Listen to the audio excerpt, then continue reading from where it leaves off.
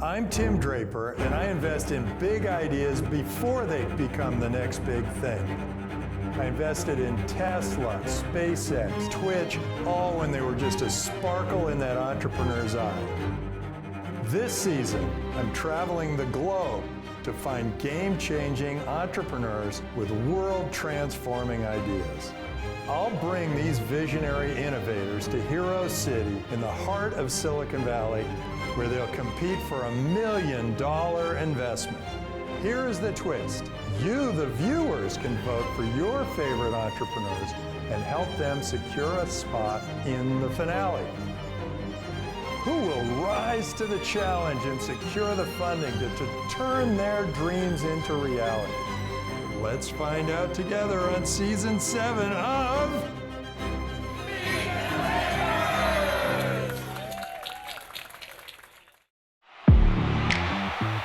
Hey, welcome everybody to Meet the Drapers. We're here at the season finale in the middle of the Silicon Valley at Draper University. I don't have to adopt anybody this time because they are already Drapers. And you're getting 3 generations of Draper. We have Bill Draper. He was one of the founders of all venture capital here in the Silicon Valley. He did extraordinary things. He was a part of the United Nations Development Program, the chairman of the Export-Import Bank. He was the first venture capitalist in India, in the world, ever. And he's been my dad for a long time. Dad, welcome to the show. Thank you very much, Tim. Anything you're going to be looking for? I look for energy, ability to be very clear what they're doing and why they're doing it, and a couple of things that I'll be looking for. Terrific. To my left, we have Adam Draper. He is a venture capitalist. He runs Boost Ventures. Boost was actually the first Bitcoin incubator in the world. He has focused on everything from Bitcoin to exoskeletons, to oceans, to deep tech. And now Boost VC is one of the dominant deep tech venture funds in the world. Thank you. While you were talking, I was thinking we have like 205 years of Draper on stage right now. Oh, 205 years. I'm half of it. At Boost, we invest in bold ideas and great people, and I hope to see a lot of those today. These entrepreneurs have come from all over the world. We visited 10 different countries, brought in the best of the best entrepreneurs from all those countries. In the finale, we invest $1 million in the winner, $500,000 in second place, and $250,000 in third place. These entrepreneurs have been through a lot, not only starting and building businesses, but they also went through survival training with our team from Draper University. Oh, they did survival? They did survival. Oh, this is gonna be awesome. Yeah, they're ready. They're ready. Battle tested. So with that, why don't we bring on our entrepreneurs? But before we do, here we got real eyebrows. Let's see what's going on behind the scenes.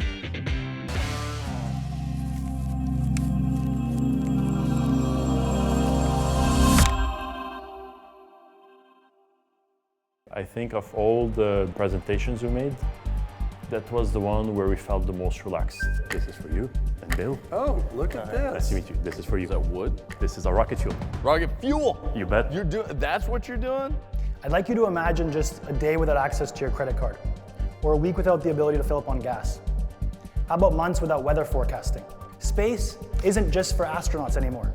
It is the invisible backbone of modern society and our daily lives. Space is about the vital services that power our economy and protect our safety. We are launching and delivering the world's most critical infrastructure and satellite technologies for governments, for agencies, and for commercial operators alike. Our launch and delivery vehicle system can be deployed both from Earth and from space, leveraging sustainable fuels, a result of a radical scientific breakthrough and a unique additive manufacturing know-how. Your special sauce is the environmentally better rocket. We were able to lead them down that path by providing them with a sample of the fuel to really focus their questions and their ideas around what it is that they're holding in front of them. It is the way that fuel interacts with the rocket engine that we have a patent on. It is the fact that it cannot burn on its own. The injection of the oxidizer in the combustion chamber is really what will enable that fuel to burn. When we last saw you, we had announced our first commercial agreement with your portfolio company, Gravitics. So what did you do with Gravitics? So the Gravitics contract was studying the insertion of 36 vehicles that can be stored inside Starship that will ultimately be launched from space. How do each of you divide your time? I'm the company's COO and the Chief Technical Officer. I'm the company's chief of staff. How are you better than whatever SpaceX is using right now? You know, we really felt like Tim would sort of stick to, vision. We're different. SpaceX, they do rely on cryogenic propellants. Those propellants need to be stored at subcool temperature, and they cannot be stockpiled. Our launch vehicle can be stored, it can be scaled, but most importantly, it can be stockpiled. Whenever you need to launch, within an hour or two, we can reach orbit. What does this enable that wasn't possible before?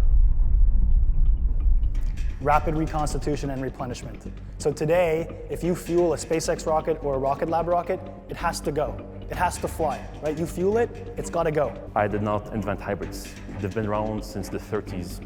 But hybrids, despite all the advantages that we talked about and we cited, they couldn't meet the performance requirements for long duration burn to reach orbit. And that's what's possible with our technology. Terrific. Thanks so much for being on Meet the Drapers.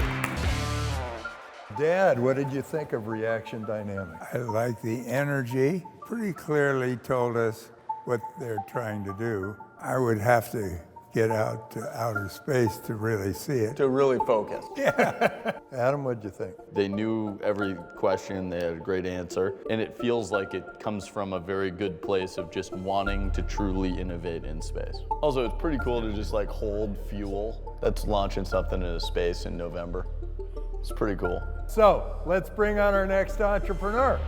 But before we do, let's see what's going on behind the scenes.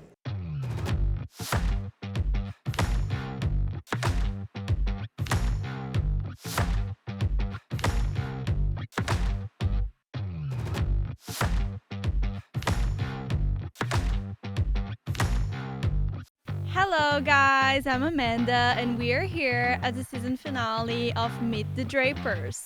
We're doing a survival training today with the entrepreneurs. Tell us more about what is going to happen today. What we're going to do is teach them the different skills they might need when they develop their companies in the future. It's going to be fast-paced, intense, and by the end of the day, they should go home and they should have a couple of things in their tool set that they can carry with them throughout the rest of their career as an entrepreneur.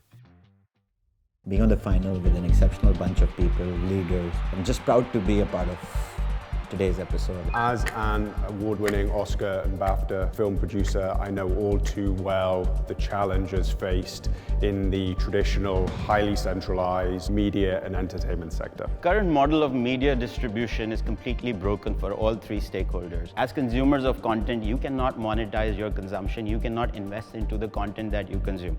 And Adam, I want to ask you, when was the last time you get rewarded for the content that you watch? Are you actually loyal to any content platform, or you're just loyal to the content that you consume? The second stakeholder, advertisers. So right now, advertisers are paying for an audience which is completely non-captive. It's not interested in the messaging. You know, Tim, I want to ask you, when was the last time you actually paid attention to an ad that came to your screen on YouTube or any other video platform that you consume? You didn't. The third stakeholder, which is the content creator, they face a challenge. They don't have access to funding. So Bill, if you as an investor can invest into stocks and bonds and cryptocurrencies and all of those great asset classes, why can't you invest into content? We're decentralizing the video content industry. We're solving the problems for all three stakeholders. We're 22 million registered users, 7 million monthly active users. I mean, your growth looks pretty insane. What is the user getting that they don't normally get? A part of the advertising revenue We actually give back to the consumers in the form of engagement rewards. After that initial engagement, which is at industry high levels, what can they then go and do with those rewards? Do they want to go and cash it in for an IRL, experience, tickets to see their favorite game, or do they want to go and use it and fund their favorite content? And are you funding any content, or are you just working at deals? He understands the scalability of a decentralized app like Myco, so I think he got it like instantly. So we acquire a lot of the content, we license a lot of the content, so like for example some of the largest rights that you see here. Yeah, and I don't know if you've noticed, but Meet the Drapers is part of their content. I see it, they put it on 2 spots. I see that, yeah. That was clever. We've got 3 million plus unique views just in the past 3 months. It's blowing up. How do you two divide up your work? The most difficult one was obviously build. You're talking about a generation where when you watch TV or media, you can't even choose. I'm more focused on live sports. He's the guy who brings the content to the platform. He has an Oscar, so he's the pretty face.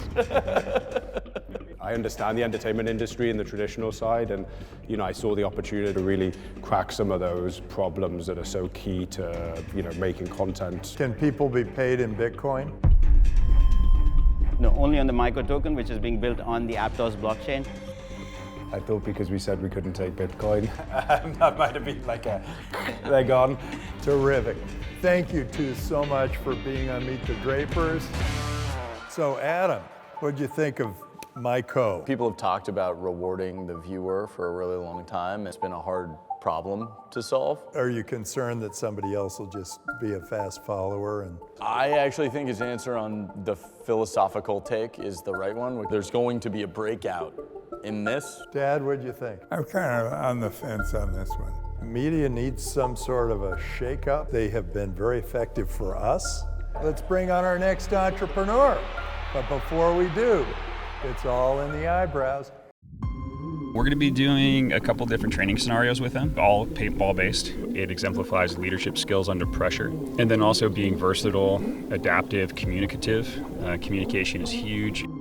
We have a VIP, and your goal is to shoot that VIP. That is how you win. Tactics-wise, we can send one player here and 2 players here, and we try to storm at the same time. Similar to entrepreneurship, taking responsibility for the entire team, for the result at the end. So making sure the communication is clear, everyone knows what to do. I would remember your goal is to protect your VIP. It'll be 8 minutes, so it goes very quickly in the game. I'm thinking like a good thing actually might just be to hide you. There's not a lot of place to hide this. Look at this. See you. All right. See you in a few minutes. I feel like figuring out some kind of like diversion. All right, here we go. 3, 2, 1, go, go, go, go, go, go. 8 minutes.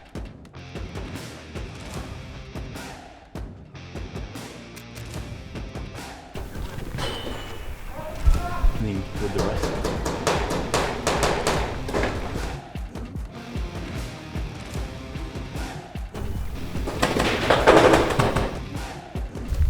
Let's interview.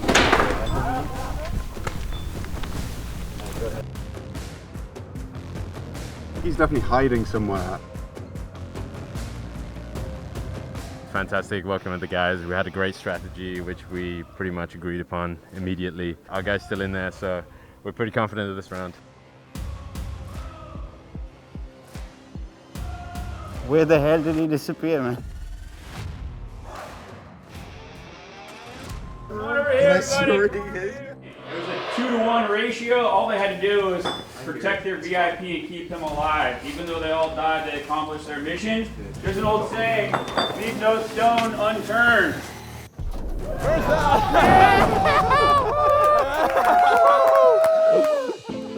This is like a real world because while you're managing a company, sometimes you have to stay still and wait for the result.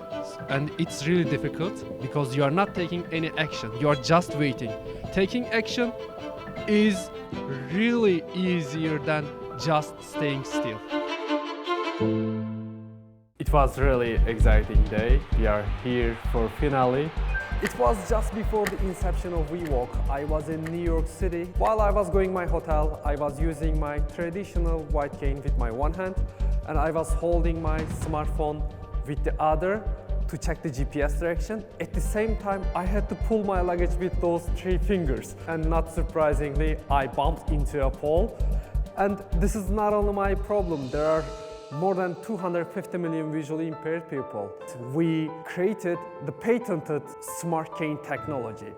It detects obstacles and alerts its users with audio and haptic feedback, gives turn-by-turn navigation, informs you about restaurants, stores, cafes while you are passing by.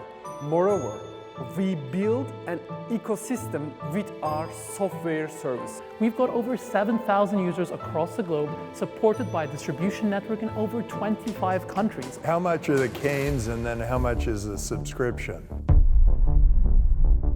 $850 and $5 per month for end user. We have to find a sweet spot between creating revenue and creating impact. How often is it used, like 5 hours a day? Is it used, sporadically?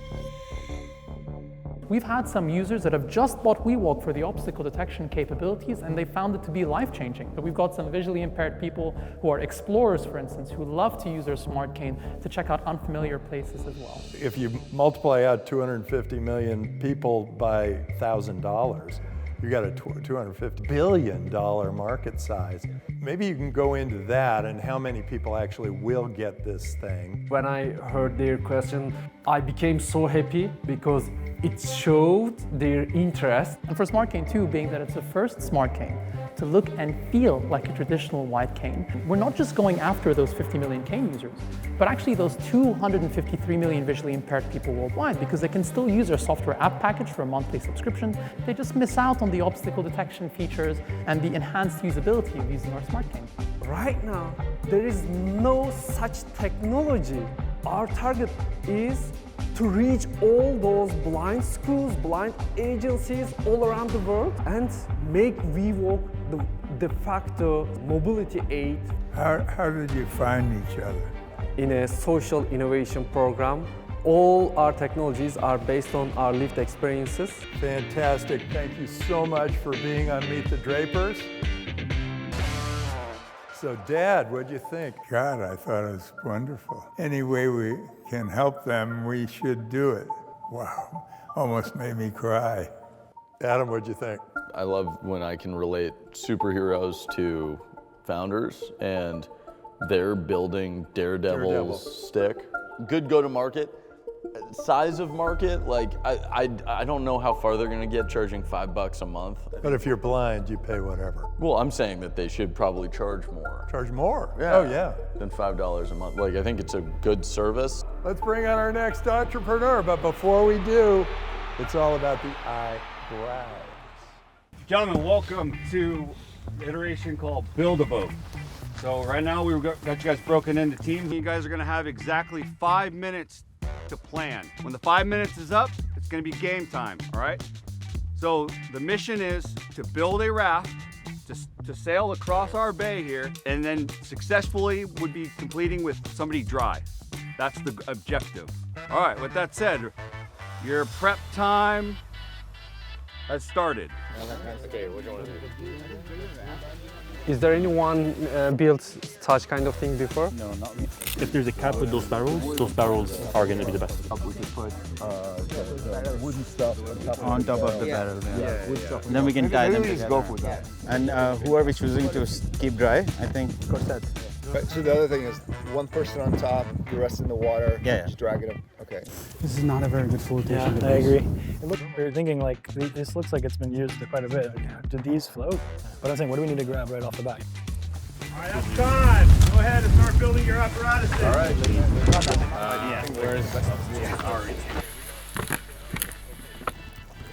Watch out for the nails. Wait, give me 1 second.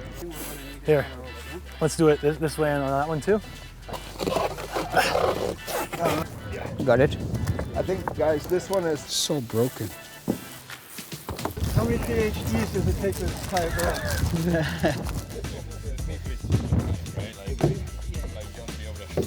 Can somebody hold that down, please? Bashar, we don't have all the time, so we're moving. On this side of it. From that side, С той стороны, с той стороны. You want to then take this side and tie that all together? One. All right, hey, line up by your boats. Line up by your boats. Hands off, line up by your boats. What was the general plan over here? So we wanted to go with what knew could work and then add complexity as we move. And what was the plan for this boat? We decided to go with something that will give us as much buoyancy above the water as possible. On your mark. Get set. Go. Pushing, Ari. Pushing.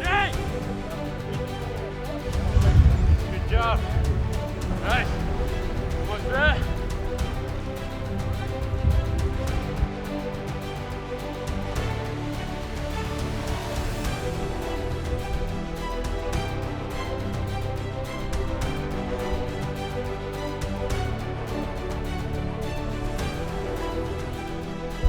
Right behind them.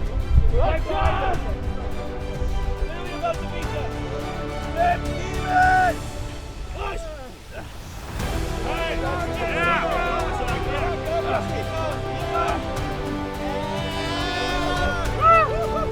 Good job, shit. Good job.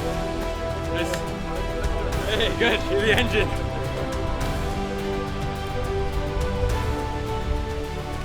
We are here with Team Titanic, the winners. That was awesome. How do you guys feel? The first Titanic that didn't drown. But just the anticipation of walking in the stage for the finale, that was the most intense 2 minutes of the whole day. We make software for analyzing genomics data. I have a PhD in AI, and the application of AI that I found most meaningful is in medicine. The data is messy, but the impact is high. I worked in cancer research at Harvard, and I saw genomics as a powerful new technology transforming medicine. But the big bottleneck is analyzing data, making sense of the data. So we created Basepair as a super easy to use software that any scientist can run complex analyses without any coding. Our customers are some of the best life sciences companies making a true impact. Nkarta develops new therapies of cancer using Basepair. Vitrolife can double the odds of pregnancy in IVF. We may have helped hundreds of thousands of healthy pregnancy, and this is what gets us to work every day. And this time, I think the pitch pretty much went as planned. Can you go into the Vitrolife? In IVF, once you have multiple embryos, so if you use genetics, then the pregnancy odds improve. So we have a white label software for them. I see. So you can choose your favorite child before you've ever met them. Yes. Adam. Hey, I'm here. And who pays you? We have one large user rather than multiple small ones. And aren't you at their mercy? Our logo retention is 100%. In fact, we get logged in. We customize the analysis, customize the reporting, and this is a solution they are selling to hundreds of labs all over the world. Who do you compete against in this market? Sometimes the question were taking a different direction, and then I tried to bring them back to the page. When we presented in the qualifier, Andy Tang asked us, sure, small companies are using us, but why would a big pharma use you? We are in the legal to close a deal with a top 20 pharma, and in 2 years, they could be ramped up to be our first 7-figure customer. And our platform helps everyone get on the same page. Are you kind of like business intelligence, but for the pharma? You could say that for genomics. Everyone uses your data as the story to be able to say where they should be doing things. Across multiple departments. Yeah. They were good questions, looked like they understood the problem. Give us another one of the applications that people are using it for other than in vitro. Myco Brain has created a kit which can analyze thousands of potential infection in a single test. But again, they do the lab work, all the R&D. They don't have the software. Why do they trust you? That's a great question. They should not, because these are very sensitive data. They run through our platform, they review the results, they match it up with their existing data, and only when it matches, then they trust us. Thank you so much for coming and being on Meet the Drapers. Terrific. Dad, what'd you think? I liked him. I really should have asked more questions about his team. Generally, they're PhDs. Adam, what'd you think? He's got a vibe. He just loves data. I think they found a good gateway market with this IVF. They're saying, hey, we're gonna give you all the data. We'll just plug in. We'll solve this for you. Can we accelerate more unique, novel insights And I think that's what this is. With that, let's move on to our next entrepreneur. But before we do, let's see what they did in survival.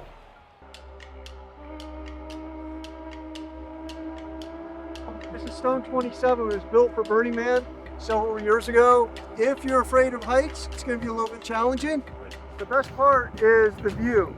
So when you get to the top stone, take a couple seconds, look out over the Pacific Ocean, Tamales Bay, and then Inverness. You're up first. Let's go, Bashar. A really awesome opportunity to see my co-founder Bashar conquer his fear of heights.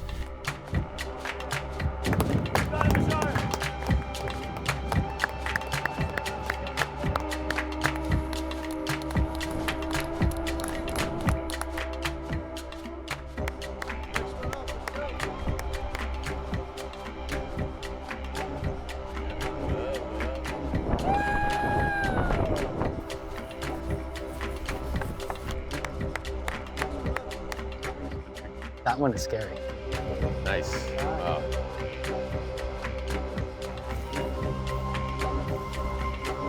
It's catching a lot of wind.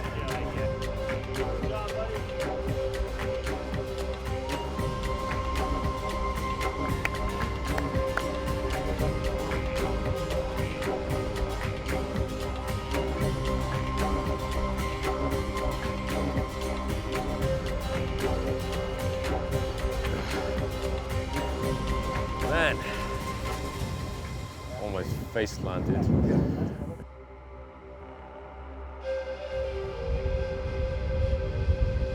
You ready? It's my turn? Yep, Yeah. your turn.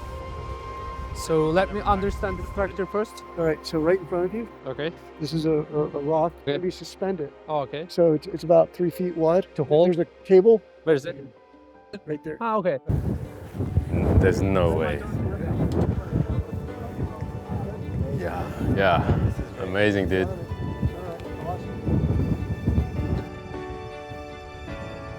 Good then. Be careful. Okay. You're there. Okay. Bigger step in front of you. Bigger step. There you go. There you go. Let's go! Yes! Bravo! A good shot walking up the rocks. I think that was definitely highlighted the day. Now you kind of have to go down. This next one is a slightly bigger step. Okay. So it's a little bit more of a drop. Awesome, man. What was it like up there? So windy. It was so windy, and also I didn't know where the cables are. But this is life, you know. We don't know what life will bring us tomorrow.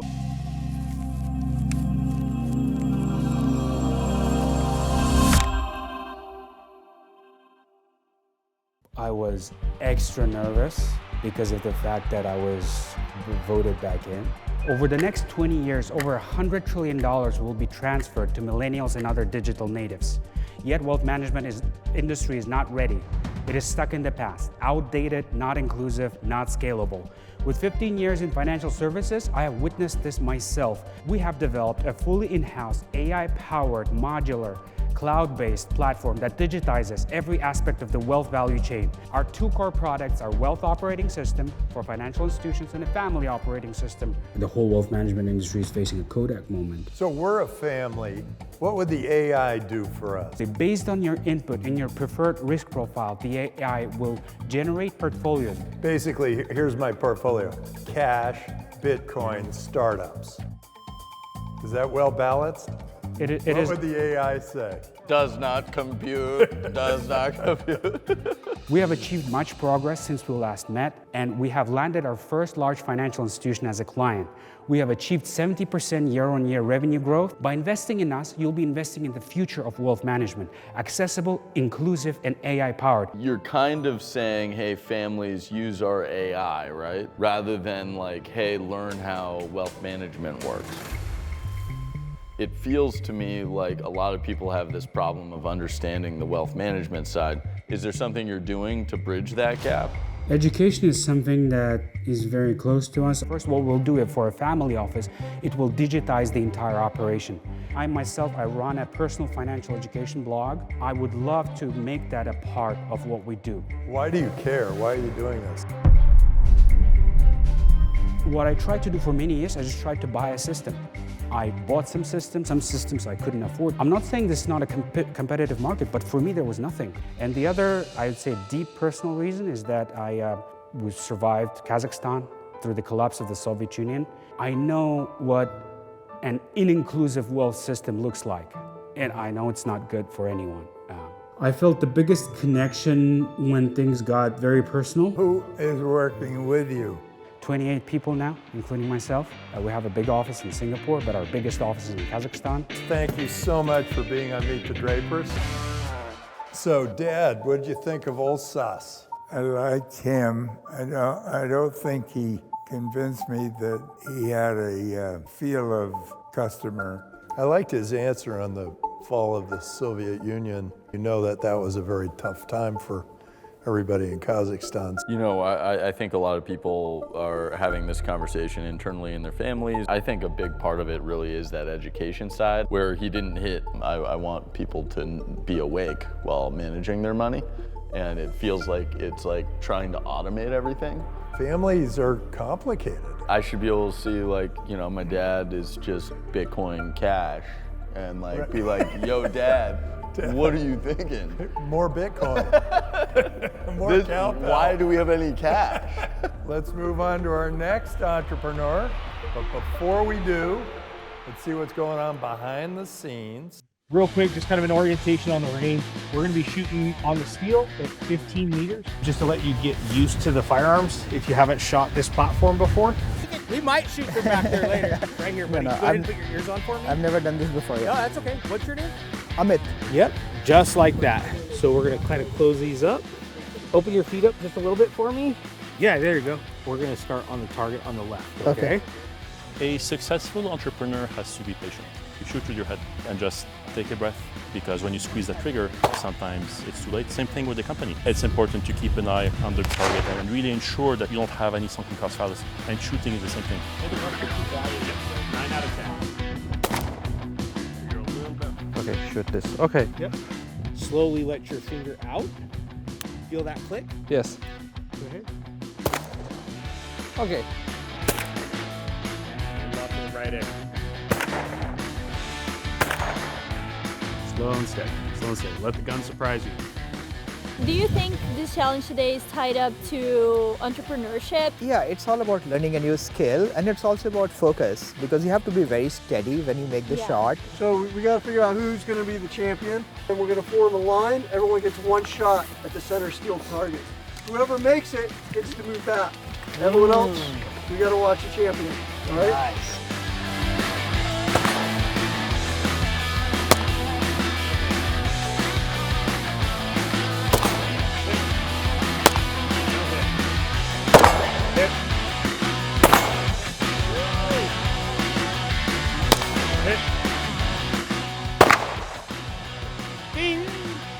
Thank you.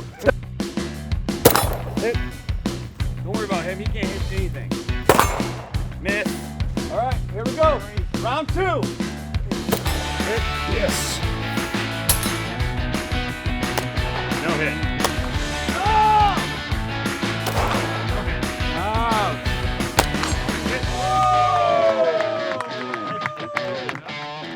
Hit. Greatest shot in Draper history. Hold that thing up high. Get some photos.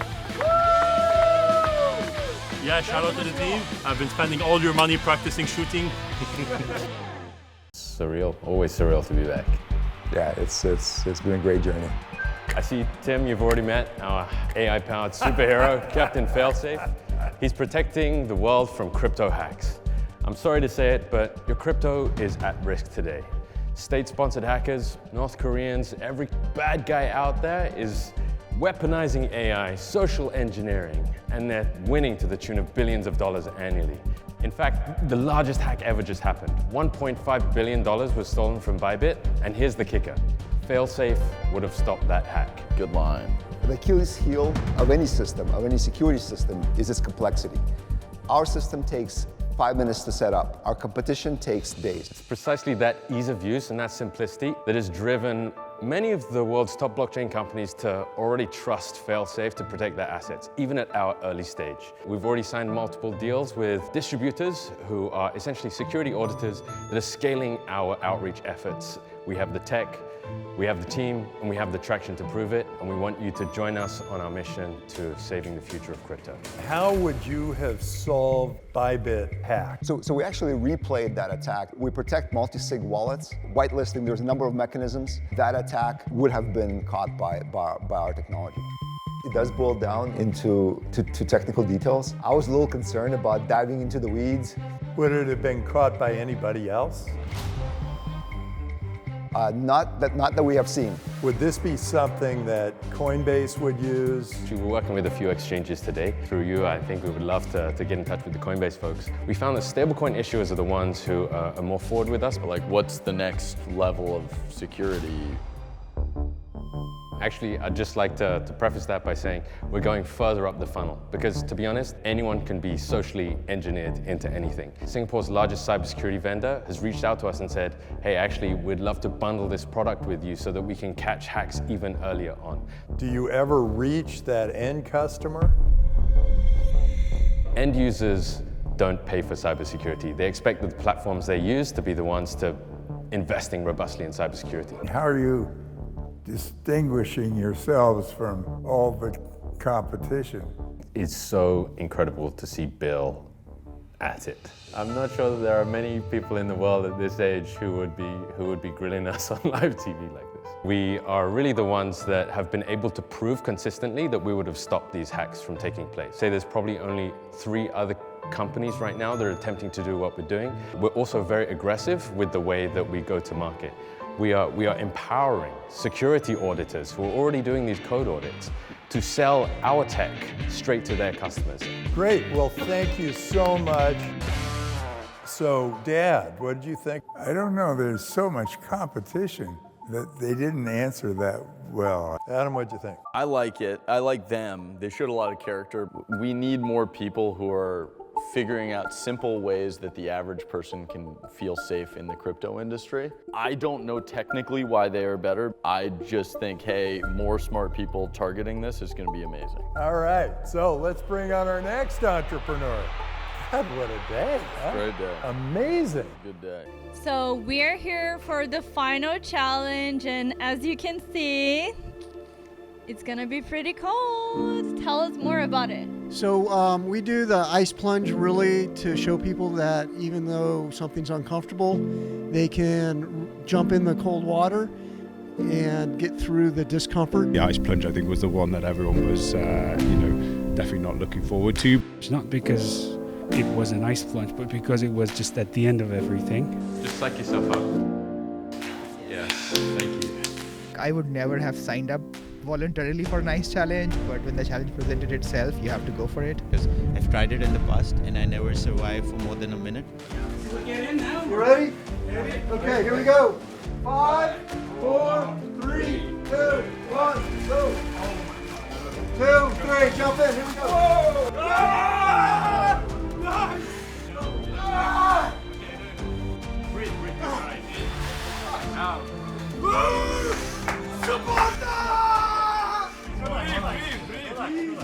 I think the whole day was about discomfort, sitting in that discomfort and seeing how people deal with that discomfort. There you go, there you go, there you go. Now you don't have to spend like $200 on yeah, Scott. Resilience is the most important quality. It's all about resilience. It was all about keep going, keep pushing. What is the time? Don't think about the time. Guy's smiling in the back, real sick. Everybody's looking good. 30 seconds. 30 seconds. Hot. All right, last 10 seconds. You got to put your head under the water. Everyone go underwater. All the way down, Jesse. All the way down. There you go. All right. Gotta get out nice and slow. Afterwards, felt like a real sense of, we got through it and we did, far better than we thought we would. Put into a situation where I am to jump in an ice bath for myself, I would probably come out in 60 seconds. But here I'm representing my brand and my startup and my company, so it's all the more special, right? And I think that's why all of us, none of us came out before the 3 minute. I lost in the semifinal. That was totally my fault. And when I got back home, I reassessed. The current financial system is broken in many parts. It's inefficient, there's a lot of intermediaries, there's a lot of fraud. 1.5 billion people in the world that are unbanked. There are hundreds of blockchains that are already existing. Each day new blockchain is created. The bridging is often insecure. So we have a solution for that. CrossCurve liquidity meta layer creates a unified single market for the liquidity. It connects all blockchains together. It creates highly efficient trading. We have an innovation as well. It is CrossCurve consensus bridge, making sure that at no point of time there is a single point of failure. Bitcoin is known for decentralization. We do the same for the bridges. We are backed by second largest decentralized exchange in the world, Curve Finance. We've partnered with a number of leading bridges. I tried to convey the message that it's all about decentralization. We work tirelessly at CrossCurve to bring blockchain technology into everyone's lives. How would I use it? You as a person would have an app in your phone and you will be able to trade any assets. Currently it's cryptocurrencies, tomorrow it will be stocks, tomorrow it would be the tokens of the new tokenized world. Now he can do that with Robinhood today. What you're saying is by decentralizing this, you're making it more secure, more efficient, and cheaper. The question that he asked was already half answered. Absolutely. That's what blockchain brings to the world. But are you going to custody? We will have a custody solutions. However, in the decentralized world, majority of the people would have non-custodial wallets. So they will always keep their custody. And that's why security is paramount. I would keep custody on my ledger. Yes, correct. And I would trade through your platform. Absolutely. And then the ledger would update. Correct. So you said that you have $2.8 billion in volume. Correct. And you're making 10K a month. On the transactional volume at this time. We kept our transactional fees super low to achieve this volume, and we're ramping up the fees as well. So are you like a good interface for Curve Finance? The questions that came from Adam, you would instantly know that he understands a lot about blockchain technology. You're working with Curve, and you're the interface that everyone uses. Whatever Curve is doing for the single chains, we do across different chains. We bring Curve technology and our technology and connect the all blockchains into the single market. I believe that together we can build this unicorn up. Thank you so much for being on Meet the Drapers. Thanks, Faraj. Well, what did everybody think of Faraj? Well, I think you two decide. Adam, what did you think? I mean, it feels like a really important part of what Curve could be. I'm trying to figure out where it is different because it is an interface. That world is very confusing, and if they solve just the interface, it'll be great. I think he's gonna do really well, though. Yeah, I sort of felt that way, too. So tell us what happened at WeWALK. In Thailand, I had an opportunity to meet with a bunch of folks that were looking to, I guess, find themselves and find their calm in the cold water. At the end, when we had to spend 2 minutes in the water, I only spent about 30 seconds. Why do you think in this environment he could stay in for 3 minutes? Right now he's doing it for everybody. Yeah, that's one of the most important things when you have your startup company is to get that herd mentality and that culture. So you're in that water with 5 other people and it's unbearable and it sucks. If I did it individually, I'd probably have somewhere around 25–30% of the people stay in it. When Tim went across the world, he didn't find heroes, he found superheroes. And it's like, it's really crazy the level that you guys are participating at. And hopefully look forward to seeing you guys all close Series A rounds in Series B and Series C, and inviting me to the IPO party. Hell yeah, hell yeah. So thank you so much. Thank you.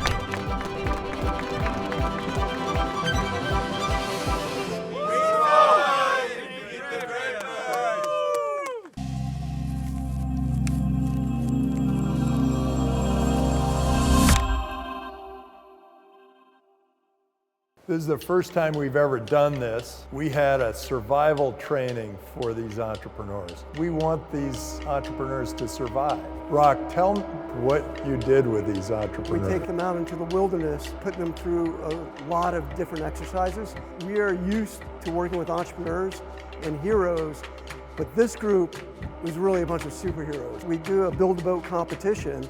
Usually we have one boat that just fails. Both the teams built their boats. They floated all the way across, and it was a photo finish at the end. It was just amazing to see two groups, all that effort, come up with two different solutions. If you were to pick one survivor. The superhero survived Kersat with the WeWALK. Just absolutely phenomenal. I've never seen anything like it. He engaged in every single challenge, even though he was a VIP, a visually impaired person. For me, it was watching him go around Stone 27. You know, the ice bath. He was one of the few people that was submerged up to the chin, hitting steel at the gun range. And a lot of it, he was doing it by himself. And at one point, we blindfolded everyone. He was leading everyone blindfolded.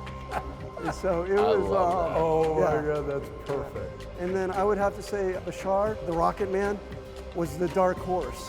He trailed every single hike we did. He was coming in last. But when we got to a challenge, you could see that entrepreneurial, that hero mindset set in. And Bashar won the pistol competition at the end. Even though he wasn't the best shooter on paper, when it came to the real life scenario, and the heartbeats, you know, coming up, he pulled it out then. All right, Rock. All right, thank you so much, I appreciate it. Rock, thanks so much. Now we have a very, very difficult choice that we have to make. Well, luckily we don't have to make it. Yeah, we do have a crystal ball here. So that should help. Let's invite out all our entrepreneurs. Dad, who's your choice? I like everybody. I really have a hard time. They're all so good. I want to just pass or vote for everybody. Our finales are getting so good. It's a different game now. Adam? It's remarkable. You can tell that this is the finale. They're really impressive businesses. If I'm weighing it based off of like things I've learned from today, somewhere between WeWALK and space travel. I don't know, just like sprinkle money on the group crystal ball because it's like really good. This is just like a really great group. I would say those that brought props. They get props. They get props. I picked the two who had props. You did. We have no idea how to do this business. Been doing it for 40 years, still don't know how to do this business. So we're just gonna rely on the crystal ball. Magic words, vibes, send it all into the crystal ball. Ooh, the crystal ball is showing people who are doing extraordinary things, places around the world, and the crystal ball is sending me a big vibe, and it says,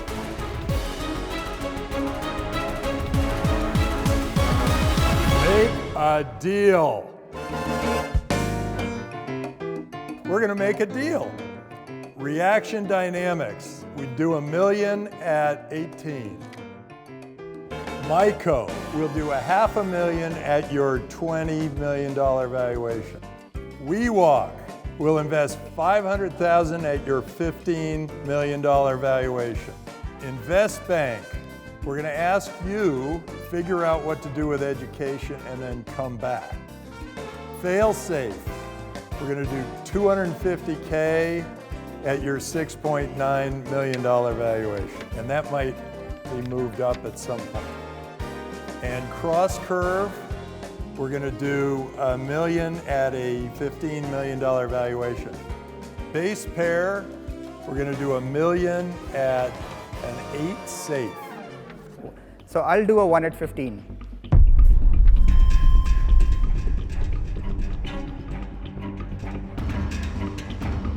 I'll do 1 at 10. Done.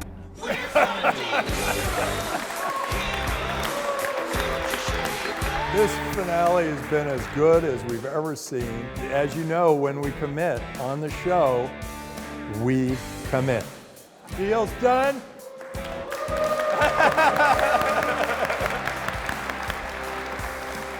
Took a bit of time to process. It felt unreal for a few seconds until we okay, that's us. I was super excited to win, really. I mean, I have incredible respect to all the people that were there with me. So I wish all of them all the success. They're all very smart, very courageous. 2 people were offered $1 million already. So I thought, damn, they're not going to do 3 of those. Sure enough, they called out our name and offered $1 million more. I was like, oh, that's nice. Felt disappointed myself that I was the only one who didn't get an offer on spot. Then Tim looked at me and said, soon to be congratulations. This is good news with some delay. I mean, if we look at the likes of the other Draper investments, things like Tesla and Starlink, puts us in perspective at WeWALK that we could potentially now be one of those businesses. It was invaluable to meet other entrepreneurs. I am happy more startups got investment than they committed at the beginning. I think we found ourselves in a great group, successful people, entrepreneurs, and great human beings. I still thought that he was going to name top 3 when he was just like boom, boom, boom, boom, boom. Yeah, all the guys winning was just like, that's a win for all of us, you know. Yeah, we're all in the high stuff together. See you next time on Meet the Drapers! Yeah!